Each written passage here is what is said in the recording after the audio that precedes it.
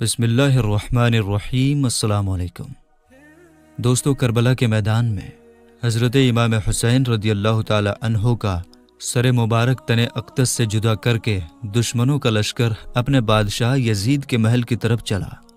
محل میں ایک فوجی نے یزید کے سامنے حضرت امام حسین رضی اللہ تعالی عنہ کا سر مبارک رکھ دیا۔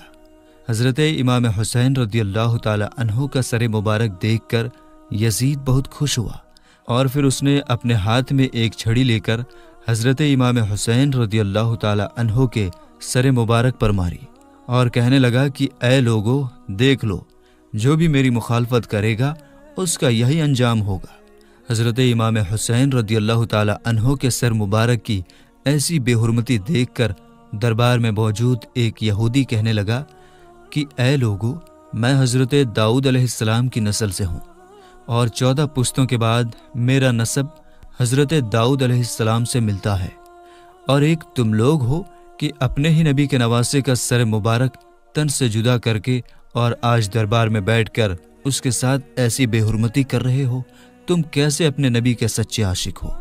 حضرت امام حسین رضی اللہ تعالی عنہ کی بہن حضرت زینب اپنے بھتیجے امام زین العابدین کو پکڑ کر روئے جا رہی تھی، اور اپنے بھائی حضرت امام حسین رضی اللہ تعالی عنہ کے سر مبارک کی بے حرمتی دیکھ کر اللہ سے فریاد کر رہی تھی کہ تبھی یزید نے حضرت زین العابدین سے کہا، تم نے دیکھ لیا نا کہ تیرے بابا نے میری مخالفت کی تو اللہ نے اس کا کیسا انجام کیا۔ اس پر حضرت زین العابدین نے قرآن کی ایک آیت پڑھ کر جواب دیا کہ اے یزید، دنیا میں جو کچھ بھی ہوتا ہے سب میرے اللہ کے حکم سے ہوتا ہے۔ تو یزید نے جواب دیا کہ یہ سب کچھ تم لوگوں کی ہی کرتوتوں کی وجہ سے ہوا ہے۔ اور پھر یزید نے حضرت زینب کے ہاتھ میں ان کے بھائی حضرت امام حسین رضی اللہ تعالی عنہ کا سر مبارک رکھتے ہوئے کہا کہ اب تم لوگ عزت کے ساتھ اپنے گھر مدینہ جا سکتے ہو۔ اور پھر حضرت زینب روتی ہوئی اپنے گھر والوں کے ساتھ مدینہ کی طرف چل پڑی۔ حضرت زینب سارے راستہ بھر اپنے بھائی حضرت امام حسین رضی اللہ تعالی عنہ کا سر مبارک دیکھتی ہوئی روتی جا رہی تھی۔ آخرکار یہ لوٹا ہوا قافلہ کئی دنوں کے سفر کرنے کے بعد مدینہ پہنچا۔ جب لوگوں کو خبر ہوئی کہ دشمنوں نے حضرت حسین رضی اللہ تعالی عنہ کا سر مبارک تن اقدس سے جدا کر دیا ہے تو لوگوں میں کوہرام مچ گیا اور ہر گھر سے رونے کی آوازیں آنے لگی۔ سارے مدینہ کے لوگ سمٹ کر حضرت زینب کے پاس پہنچے۔ حضرت زینب بہت خاموش تھیں، کسی سے بات نہیں کر رہی تھی۔ حضرت امام حسین رضی اللہ تعالی عنہ کا سر مبارک ان کے ہاتھوں میں تھا اور آنکھوں میں آنسو جاری تھے۔ اچانک حضرت زینب اپنے بھائی حضرت امام حسین رضی اللہ تعالی عنہ کے کٹے ہوئے سر مبارک کو اپنے نانا حضور صلی اللہ تعالی علیہ وسلم کی روضہ مبارک کی طرف چل پڑی۔ جب حضرت زینب حضور صلی اللہ تعالی علیہ وسلم کی قبر انور پر پہنچی تو آنکھوں سے بے اختیار آنسو بہنے لگے، اور پھر انہوں نے حضور پاک صلی اللہ تعالی علیہ وسلم کی قبر مبارک کے پاس حضرت حسین رضی اللہ تعالی عنہ کا سر مبارک رکھتے ہوئے ایسے الفاظ کہے کہ جنہیں سن کر سارے مدینہ والے رونے لگے۔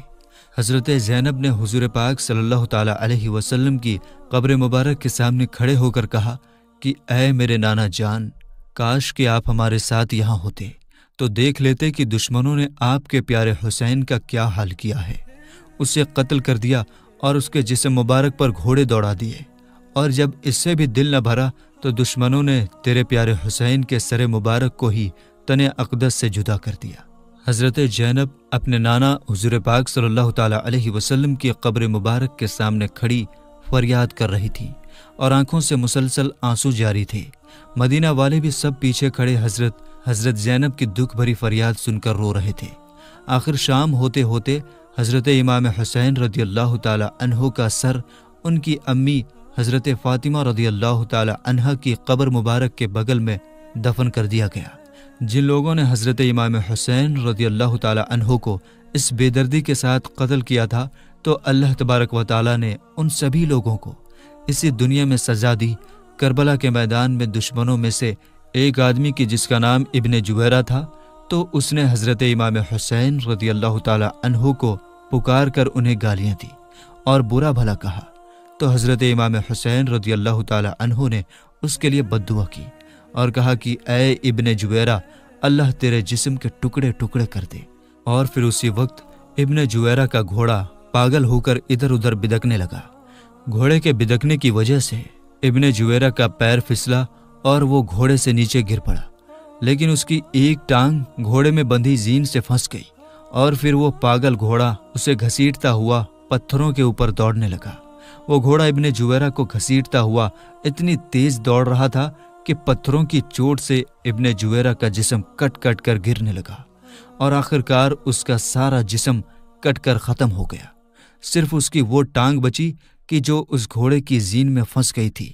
جس وقت کربلا کے میدان میں حضرت امام حسین رضی اللہ تعالی عنہ 3 دنوں کے پیاسے دریا کے کنارے بیٹھ کر پانی پینے جا رہے تھے تو اسی وقت دشمنوں میں سے ایک آدمی کہ جس کا نام ابن نمیر تھا، اس نے حضرت امام حسین کے منہ کی طرف ایک تیر چلایا۔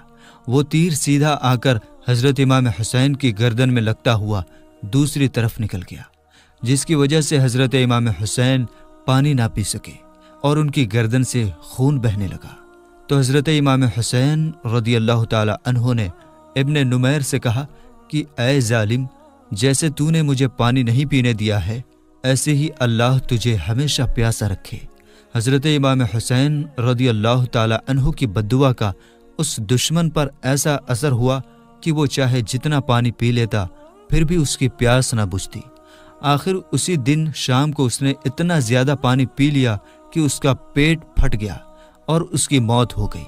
دشمنوں کا سردار ابن زیاد کہ جس نے حضرت امام حسین رضی اللہ تعالی عنہ کا سر مبارک تن اقدس سے جدا کرنے کا حکم دیا تھا، اور اسی کے حکم پر فوجیوں نے حضرت امام حسین کے سر مبارک کو تن اقدس سے جدا کیا تھا۔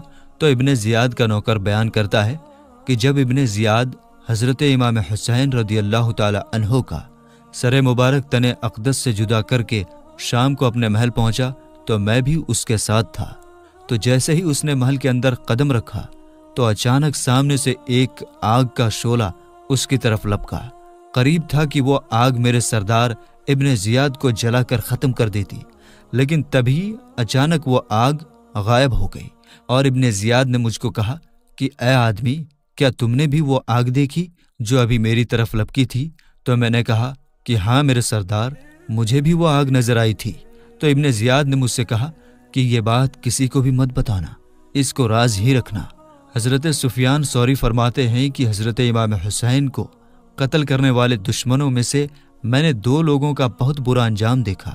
ایک تو ان میں ایسا آدمی تھا کہ اس کی شرمگاہ اپنے آپ بہت زیادہ بڑھتی جا رہی تھی، اور پھر بڑھتے بڑھتے وہ اتنی لمبی ہو گئی کہ اسے اپنے شرمگاہ کسی چیز سے باندھ کر رکھنی پڑتی، اور وہ شرم سے لوگوں کے بیچ نہ جاتا، اپنے گھر میں ہی بیٹھا رہتا۔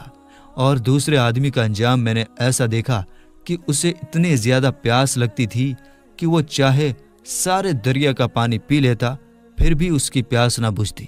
آخر ایک دن اس نے اتنا زیادہ پانی پی لیا کہ اس کا پیٹ ہی پھٹ گیا اور اس کی موت ہو گئی۔ حضرت ابو قبیل فرماتے ہیں کہ کربلا کے میدان میں دوپہر کے وقت حضرت امام حسین کو شہید کیا گیا تھا۔ تو جس وقت حضرت امام حسین کو شہید کیا گیا تو اچانک سورج گرہن ہونے لگا، اور پھر سورج چھپتے چھپتے اتنا زیادہ چھپ گیا کہ دوپہر کے وقت رات کی طرح اندھیرا ہو گیا اور آسمان میں تارے نظر آنے لگے، اور ہمیں ایسا لگنے لگا کہ شاید قیامت آ گئی ہے۔ امام زہری فرماتے ہیں کہ جس دن حضرت حسین رضی اللہ تعالی عنہ کو شہید کیا گیا تو اس دن بیت المقدس میں جو بھی کنکریاں یا پتھر اٹھایا جاتا تو اس کے نیچے تازہ خون ملتا تھا، اور پھر 3 دنوں تک آسمان ایسا لال پڑ گیا کہ ہمیں ڈر لگنے لگا کہ شاید اب قیامت قائم ہو جائے گی۔ میرے دوستو، لعنتی یزید نے کیسے امام حسین پر ظلم ڈھائے، کیسے ان کے گھر والوں پر ظلم ڈھائے، اور کیسے اہل بیت کی بے حرمتی کی۔ ظلم کی ساری انتہا یزید پلید نے پار کر دی۔ میرے دوستو، ہم انشاءاللہ اور بھی بہت سارے ویڈیوز آپ کے لیے لے کر آتے رہیں گے۔ ہمیں اجازت دیجیے، ہم ملیں گے انشاءاللہ تعالیٰ آپ سے پھر ایک نئی ویڈیو کے ساتھ۔ تب تک کے لیے السلام علیکم، اللہ حافظ۔